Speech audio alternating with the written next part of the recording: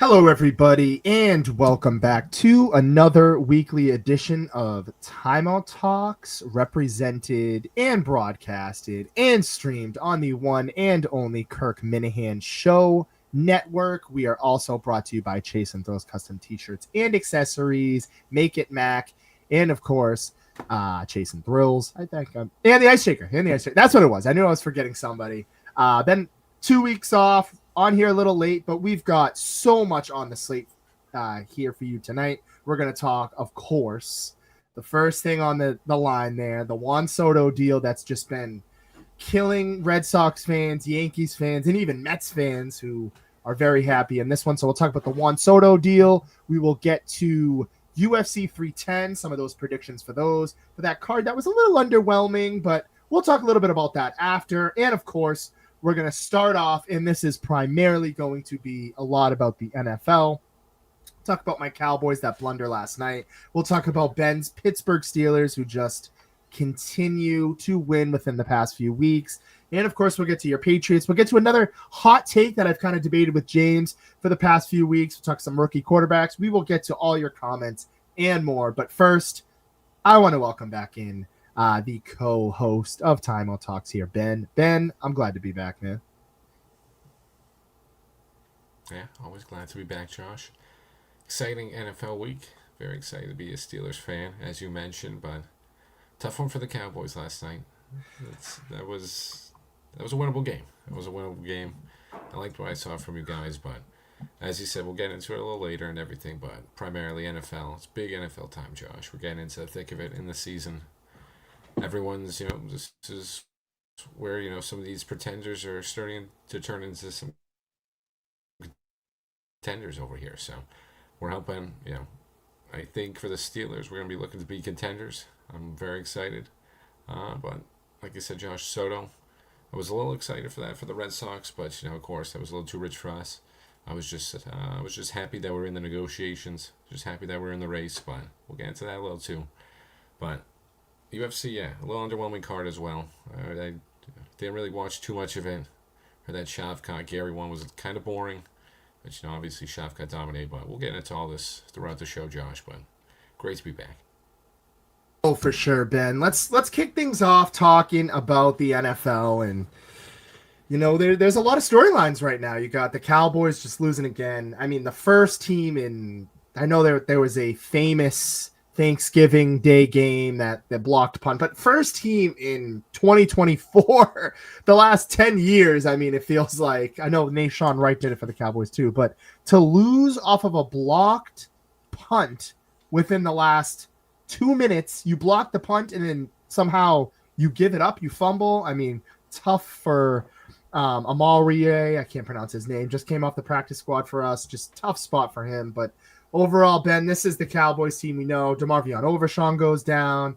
Injuries in the NFL this year have been bad, but quite some games this weekend. The Rams ousting the Bills. You've got the Cardinals losing to the Seahawks, who are on a little bit of a winning streak there. Going to foreshadow that one a little bit for you guys. Oh, yeah. Buccaneers, the 49ers finally back on tune. Your Steelers have been gliding through, still trying to compete for that AFC North, which is starting up Hard Knocks right now. So a lot to get to right now, Ben, but I mean, just another way for the Cowboys to lose. And this is true. Denise coming on YouTube here. The Chiefs always manage to win even when they don't play well.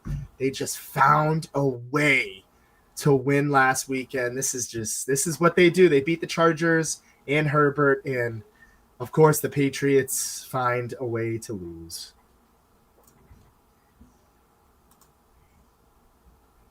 Hey, they didn't lose last week. They nice little bye week. So there you go, Patriots. They kind of won in this scenario right there. They got the Cardinals this weekend too, as Josh mentioned. The Cardinals kind of plummeting right now. That was one of my hot teams to watch out for. I was wrong on that one.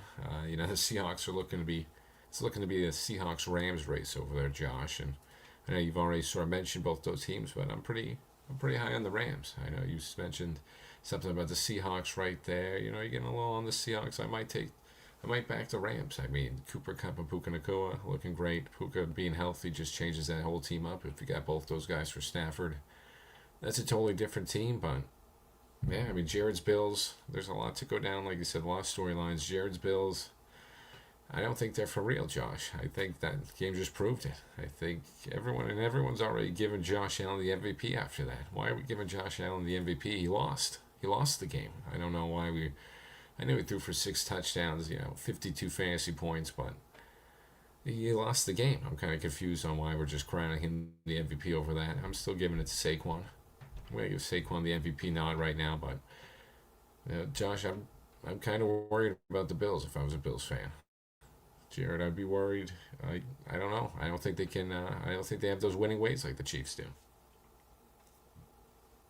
Yeah, and I think the biggest question mark is the playoffs, Ben. This is, it's every year this kind of happens. They're kind of like James would always say, the Dallas Cowboys or the Ravens come to mind with this. They get things done in the regular season, especially the Bills. I mean, as the season's gone on this year, they had some question marks earlier in the season. You didn't have Diggs. Moving on from him. What's life going to be without him? The running game was kind of slow. Then the running game gets going. As you've mentioned, Josh Allen, an MVP caliber,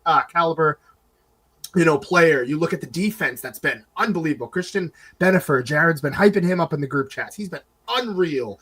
Elam, even Damar Hamlin is showing flashes in the pan to, his best days. Who thought he would be, one of the best parts of their defense as well. But talking about that defense and staying on that note, Ben, it seems kind of like they're coming back down to life. So I don't want to take too much time taking away from the microphone here, but I think of the Bills and I think of I need to see it done. I do think, Ben, they have a strong chance of going to the Super Bowl. But right now, my heart says the Kansas City Chiefs, who, as Denise said, she said at the top of the show here, top of the hour, they just manage to get wins. They always find a way to get it done.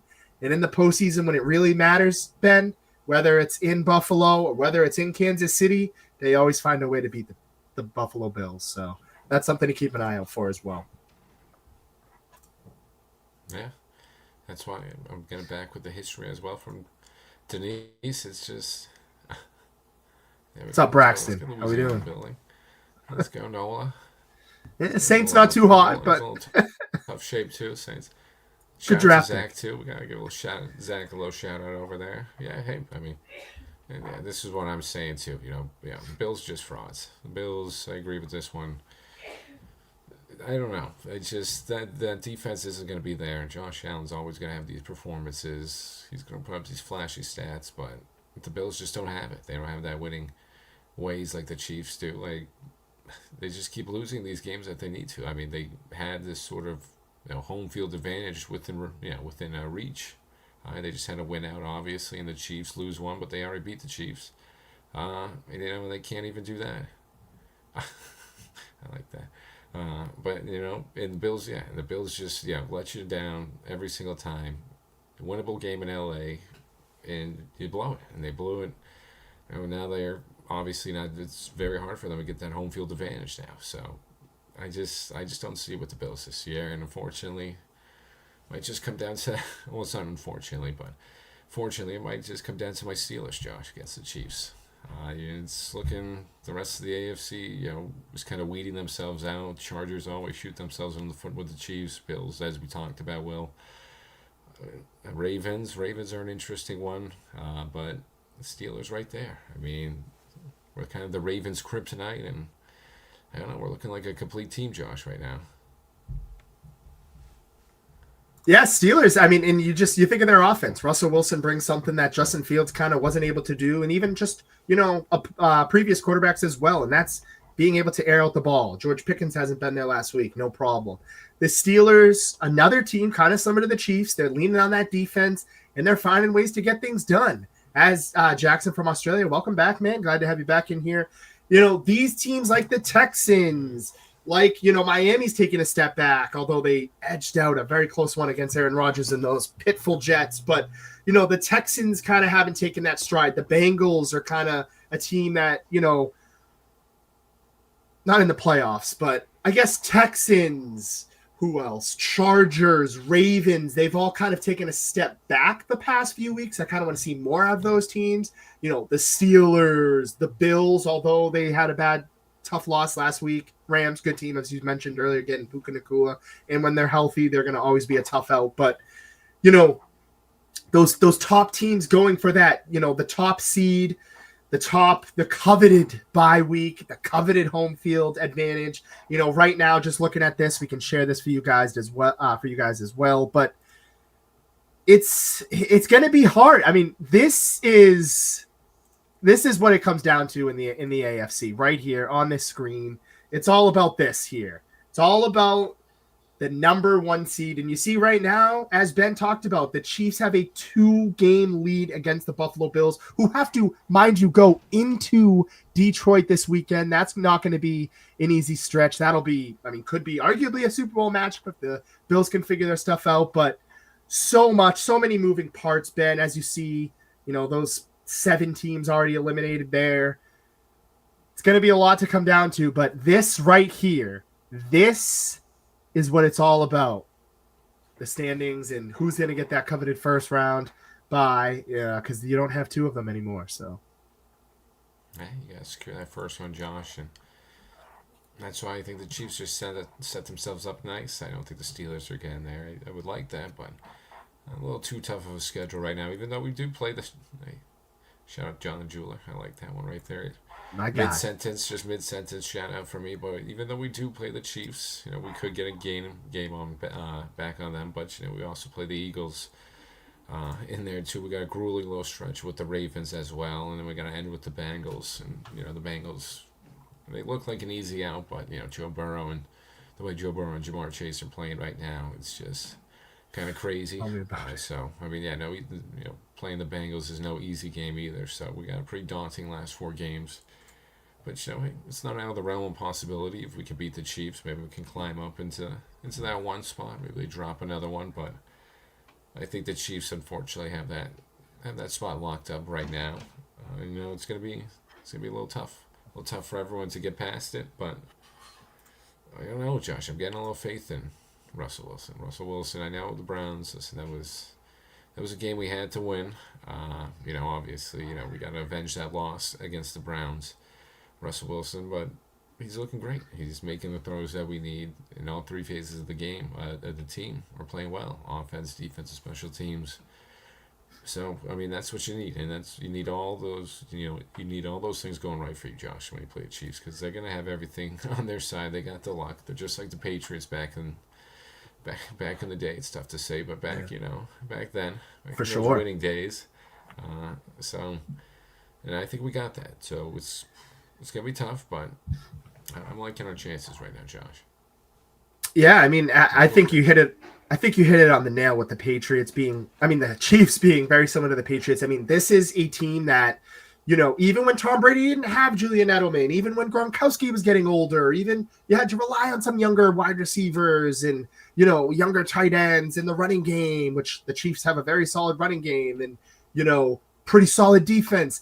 You hit it on the nail there. They remind me of them so much. They've got the great tandem there, and Andy Reid, who's really flourished his career after leaving from Philadelphia to go over to Kansas City. Just a completely different head coach. It was already Hall of Fame caliber, candidate anyways. But he just really skyrocketed his career once he went over to the Chiefs. But enough about the Chiefs. Talking about some of those other teams. I'm still not sold on your Steelers. I think they could be a 1-and-out situation, but at the same time, too, we've done a lot of talking about the Bills. Do the Bills really want to see the Steelers in a matchup? Texans as well. If you guys get a nice matchup with, I don't know, the Baltimore Ravens or the Chargers, you could probably win that. And then you're talking about divisional round and maybe the Bills. If you obviously jump rope the Bills, if the Bills lose to the Lions this weekend, then you maybe don't have to see the Chiefs until the AFC Championship. So this is where it's going to become very interesting, these latter games. And of course, I know everybody's kind of talked about, the Bills, Josh Allen, MVP. As you've mentioned, the MVPs are great and he deserves it as well. If it wasn't for my boy Joe Burrow, if they had a better record, I'd be pleading a different story here. But MVP matters. That's fine. Regular season trophies, if that's what you want, that's totally fine, Jared and Buffalo Bills. But I need to see it to believe it. This past weekend, I'm not freaking out. You lost to the Rams. They're a great team, but I just need to see it to believe it. Right now, the Chiefs are the team to beat in the AFC. And in the NFC, I'm just going to throw this one out there before we still got to talk about Soto. Still got to talk about the UFC recap. And of course, we're going to get you to our picks, locks, upsets of the weekend.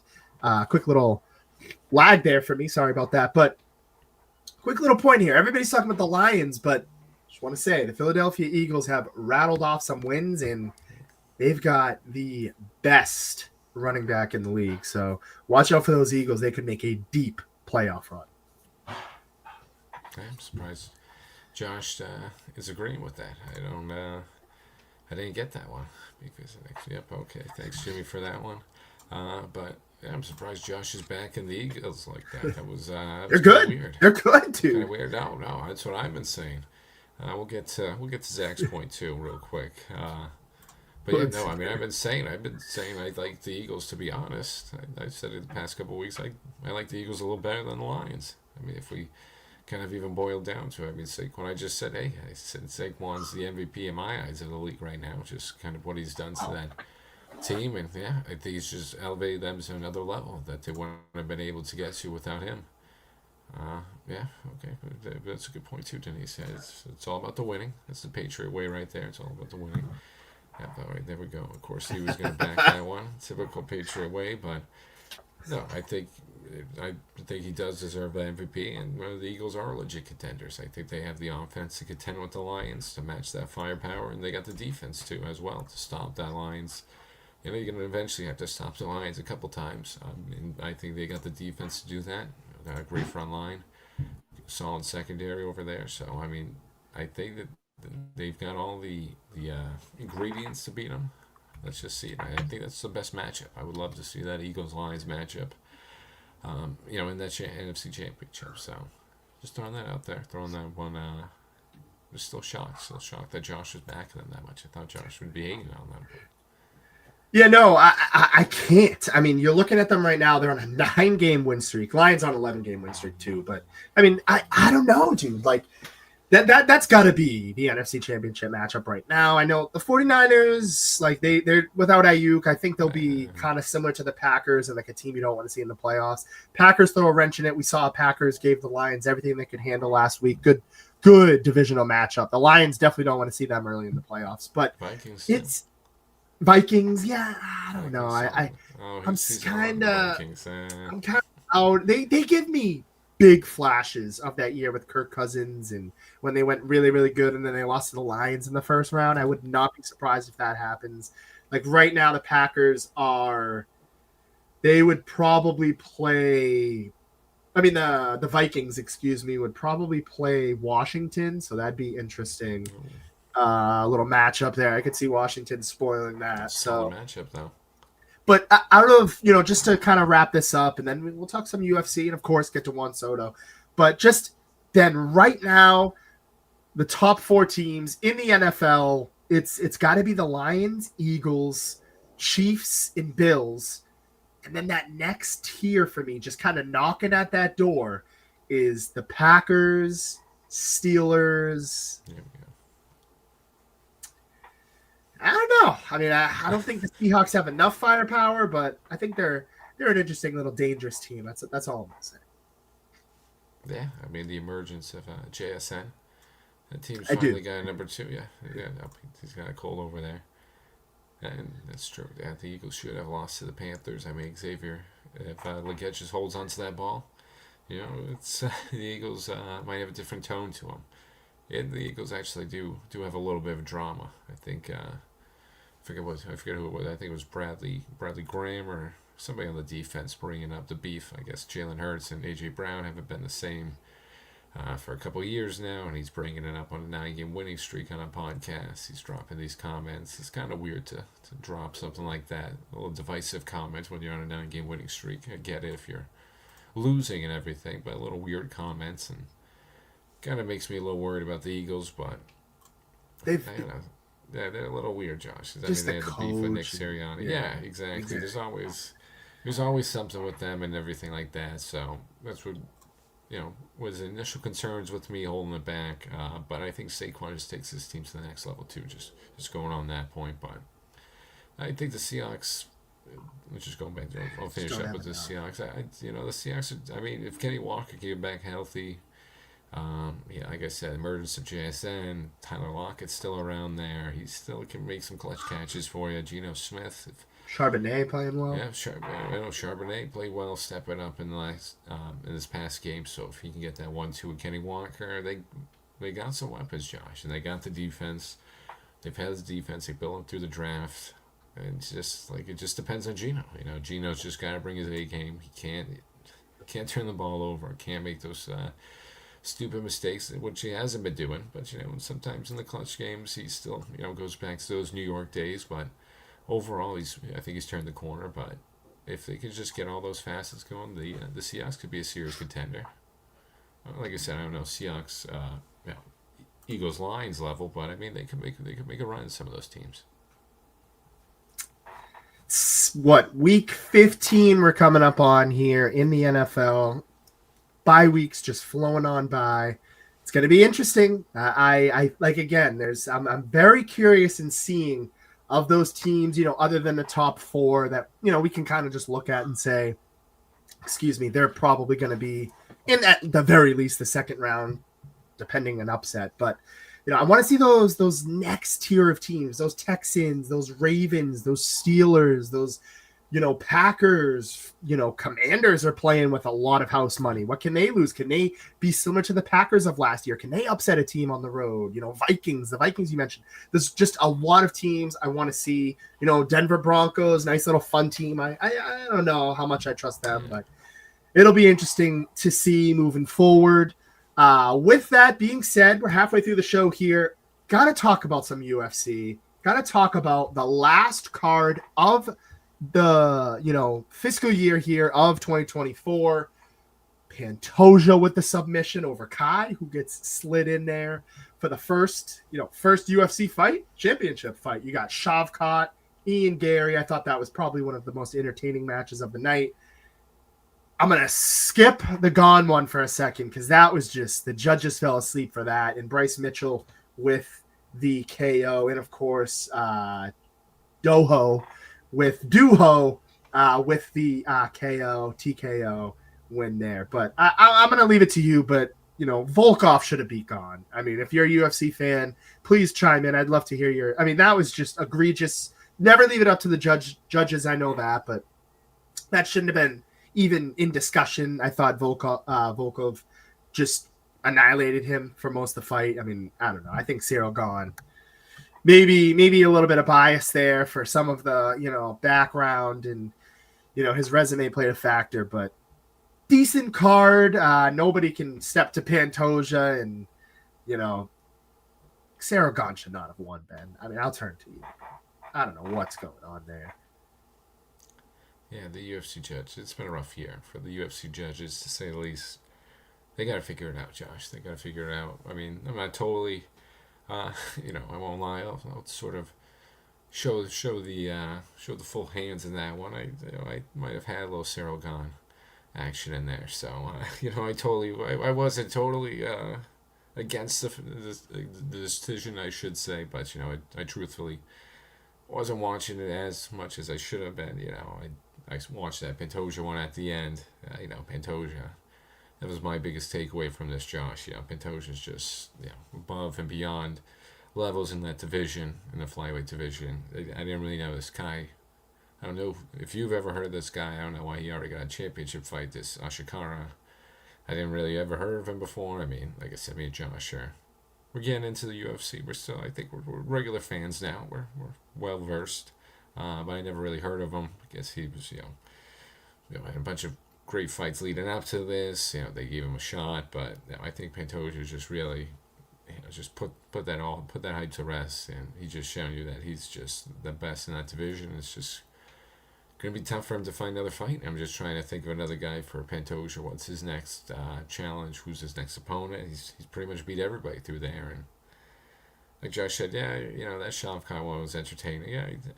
I guess it was a little entertaining and everything, but I had a little bias with the Cyril Gane one, so I can't really go into that one. But yeah, that was just an awful decision. Truthfully, when you look at it, unbiased. And the refs and judges need to figure it out, Josh. They need to figure out some of these things, some of these scoring systems, how they're judging some of these rounds. Because there's just been too many fights this year. It's just been very confusing and just clearly the wrong guys won. And I mean, if you've got everybody the regular guys, I guess, saying it, and you've got a big problem on your hands over there. And obviously everyone saw the video, Dana White yelling about it. And Dana's this has obviously been brought to his attention clearly. They got to figure out something. I don't know if you're going to bring more judges into it, try to sort of balance it out, try to just get more factors in there so the vote's not as easily swayed. I don't know, but you got to figure out something. And Vicente Luque, a crazy submission. That was a little prelims one over Themba. Themba's the Rock's always back in that guy. Themba Goriemba, he's one of the Rock's guys, but got pretty choked out, pretty crazy right there. That was just one of my prelims. I always like to throw prelims in there, Josh. That caught my eye.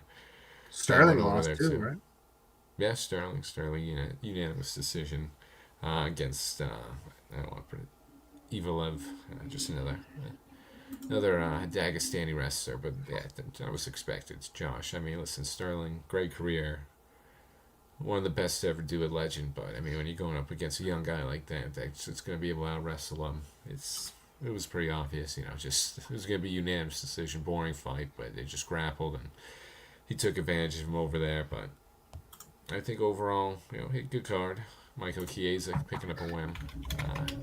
It was solid. It wasn't as good as I thought it was going to be. Clearly, didn't grab my interest as much, but a little college football on Josh too. A little college football that day, so it was a big, big Georgia over Texas. So yeah, that one too. But I think this card was decent, and there's still one more card, Josh. One more card next week. You got right. versus Covington. Fight night.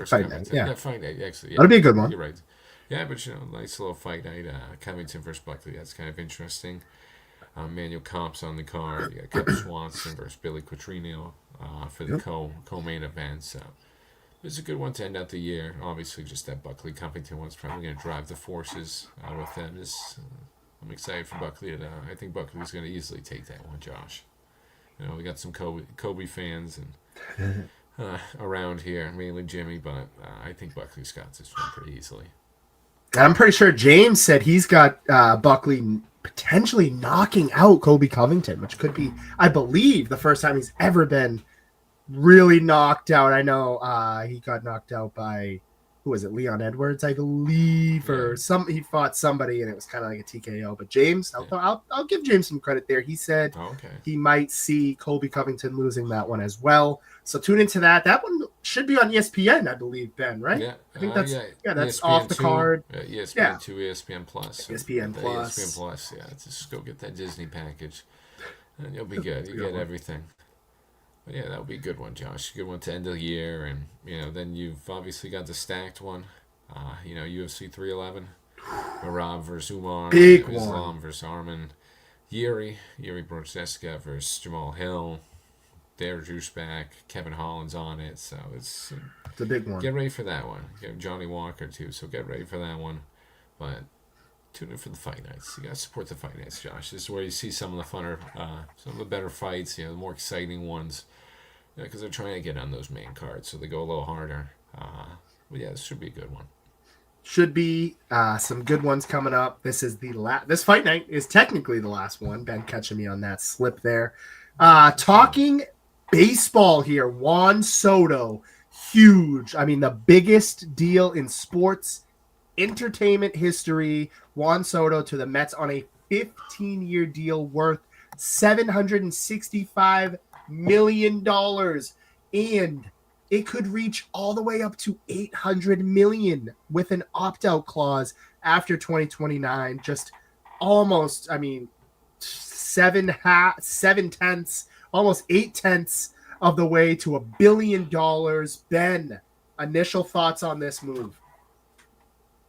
You said it at the end there, Josh. That opt-out. That's a pretty good deal for him right there. I don't know who's getting those negotiations for him, but after 5 years, he gets a nice opt-out. Scott Boras. All the money's deferred.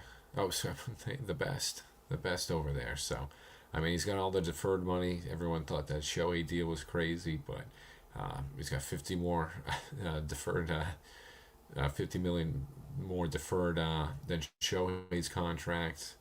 And it's just, hey, it just shows you what Steve Cohen's trying to do over there. He's just trying to. He said he was going to spend. The Mets, have been notoriously known for not spending over the years, and he said once he got there, he was going to change their ways, and he's trying to compete with a pretty tough division too. Braves are pretty good in that one, Josh.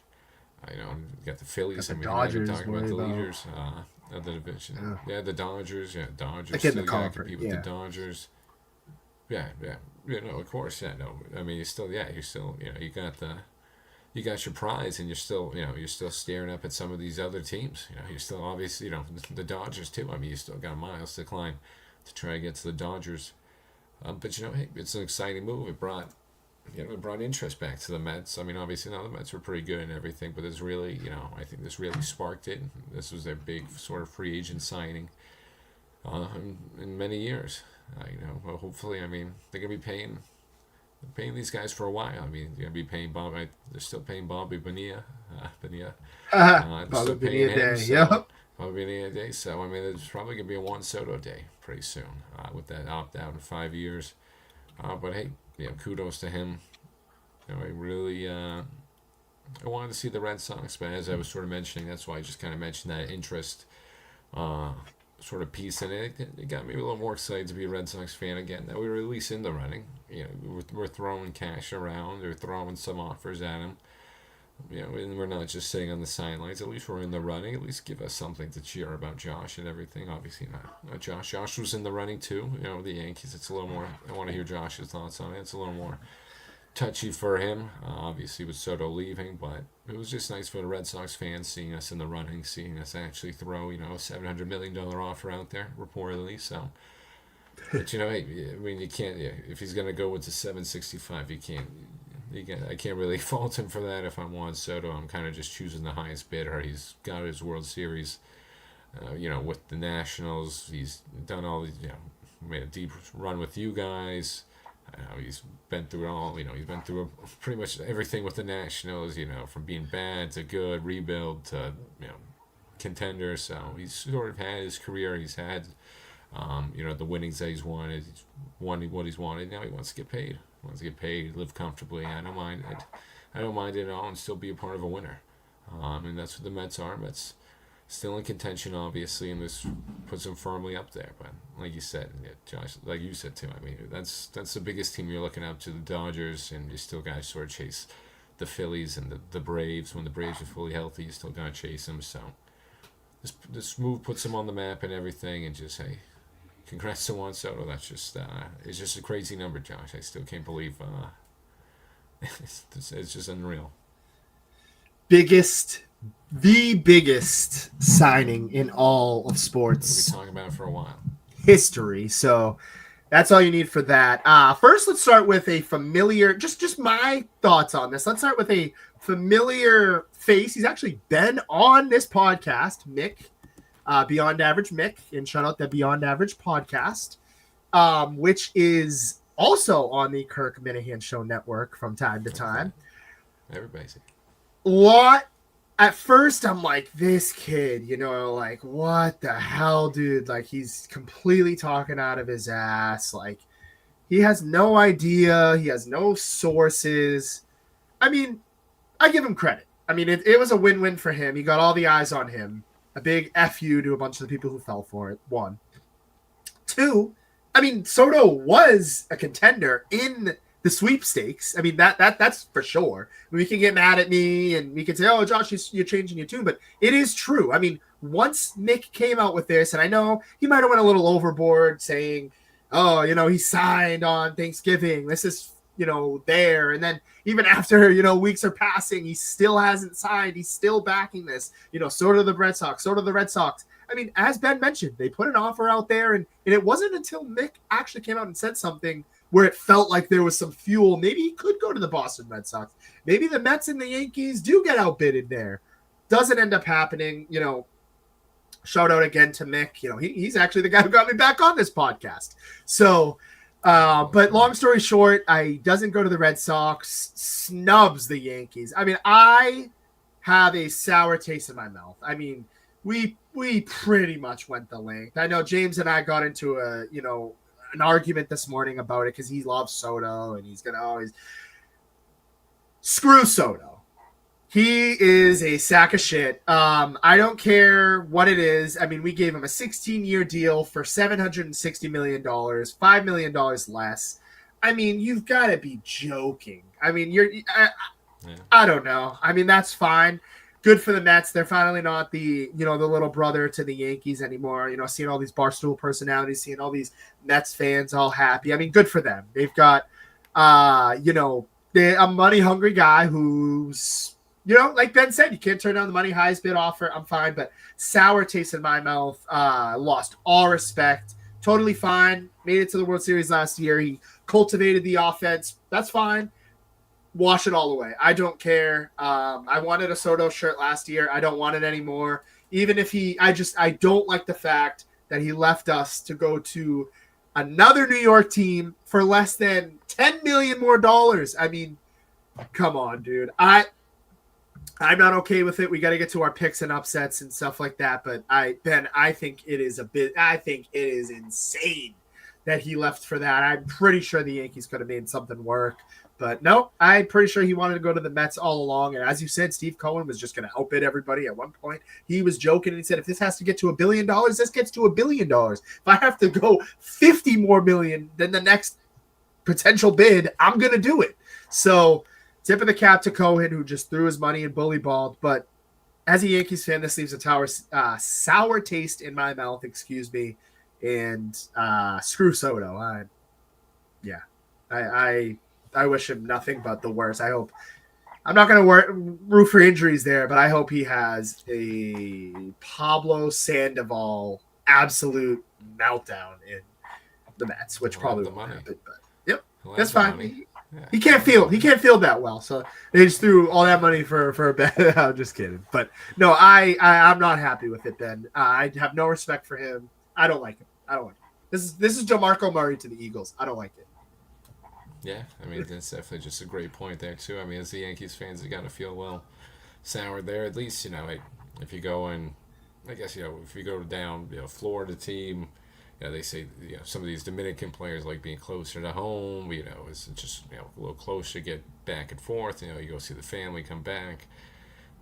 That's why you love San Diego, too. Some of these warmer climate areas, you get some of that stuff. You get the Red Sox move, too, being a little closer over there, but I mean, this one just going to the Dominican heritage too. Yeah, to your point, sorry. Exactly. But I mean, if you're just going to the other side, you're just going to the other team. I mean, you could have just, if you really, that just boils in, like you said, if it wasn't even, it's only $5 million less. So it really just kind of, for Yankees fans, it's just kind of an insult to you. I'm loving it. I think that's why I kind of like him a little more. But I could see how Josh and the other Yankees fans would despise him, would not like him. I mean, we just went to the World Series. I mean, I don't know what more you got to do for the guy. It's made it pretty close. You gave him the money, he's looking for, but he wants to go to the Mets. So, hey, good luck on the Mets. Yep. Your great pitching staff you got over there with Tyler Meagle, David Robert. I mean, whoever, Robert. Yeah, totally fine. Go have fun. See the other side. One thing there, Ben, before we get to our predictions here for the NFL, I think it's a sack of crap. It is horseshit. The story that he came out, oh, my parents got kicked out of Yankee Stadium. You're telling me they're just going to drop this now? I mean, if somebody can find it and, ping me for it or like show this information that this happened before, totally fine. But I think he's saving face. I think he knows the Yankees fans are going to come down hard, and that's a little bit of saving face. I mean, I find it very hard to believe that Juan Soto, who just signed for $800 million, his parents are going to get kicked out of Yankee Stadium, and this somehow comes to fruition now. I don't know. Maybe I'm so salty that he decided to go to the Mets for $5 million more dollars. But hey, to each their own, Ben. It makes people like you happy, and it makes some of the Timeout Talks and Kirk Minahan Show viewers happy that he didn't go to the Yankees. So you guys get your win there, Ben. So that's that. Moving forward, we're running short on time here. We got some games to get through. Let's start off We'll start off with my Cowboys. Interesting game. Cowboys on the road against the Panthers. This is a team that's gaining some steam. The Panthers are favored in this game. I'm going to go quick. I think my Cowboys are going to win. I like the Panthers story, but I think the Cowboys, we're probably going to get a top 15 pick right now. You're looking at 12. They get the win. Rico Dowdle's been way better. To your point, Ben, you mentioned a couple weeks ago at dinner. I think you make a good point. He's making a case to come back next year, even if he's the, running back type A or running back, A to A2 or, A to the B to whoever we draft. But I think the Cowboys get this win. I'm going to say 23-17, close game. Cowboys get the win on the road. Yeah, this one was tough for me, Josh. This one was tough, but ultimately I gotta go Cowboys. Even though Bryce Young and those Panthers, with Adam Thielen coming back, that offense is looking all right. Bryce Young is turning some of these plays, he's turning some of these plays around. He's keeping themselves in these games. I mean, like you said, like Nick Foss said, almost should have beat the Eagles. They were in it against the Chiefs, only lost by 3. Had a couple games that they won right before that. I believe they were close against Tampa as well. So, I mean, they were around in some of these games. The Panthers, if I was a Panthers fan, and Ray, specifically, showing out Ray on that one too. I would be all right. I would be, satisfied with the season so far, and let's just keep ending it on this positive note. But the Cowboys, just after that game last week, I think they're gonna motivate themselves to get this win. You gotta show something. I mean, it's just you can't keep finding ways to lose, and I think they're gonna find a way to win this one, and they're not gonna shoot themselves in the foot. And I really can't blame the guy either. Last night, I mean, that's such a weird play. You're always trained to go after the ball, but yeah, it's just a tough one for the Cowboys. But I got them ultimately winning, Josh. And to your point, 2017. You're a Panthers fan. Close. You're a Panthers fan. Bryce Young, complete turnaround. Get some weapons for this young kid. I know poor Jonathan Brooks, that's tough on the franchise. He goes down again, same knee. I mean, that's tough, but trust me, I know all about it. DeMarvion Overshawn, that's killing me. But yeah, I mean, Bryce Young's looked better. They got a decent little line there. Get some weapons for the kid. Get him a solid tight end. Get him go a little nuts in free agency. Get a reputable offense out there for him. Quickly into this one, I do think he's going to be back next year. That's just, I mean, I don't know. He's out. You think he's done in the NFL? Might be. I don't know. I think he's back. I think he comes back. I don't know. It's been a really rough year. I definitely don't think he's back with the Jets. If he's coming back, it's not with the Jets. It's with someone else. But I think that was just a failed experiment. Could be. I went back and forth on this. I'm going to take the Cardinals at home. I think the Patriots are under the radar gunning for that early pick. They want a good lineman. That's what they need. They kind of want to copy the Chargers recipe for Joe Alt. Maybe go get Will Campbell. The other guy, Paris, something. There's a bunch of other linemen out there they could get to. But I think it's going to be a close game.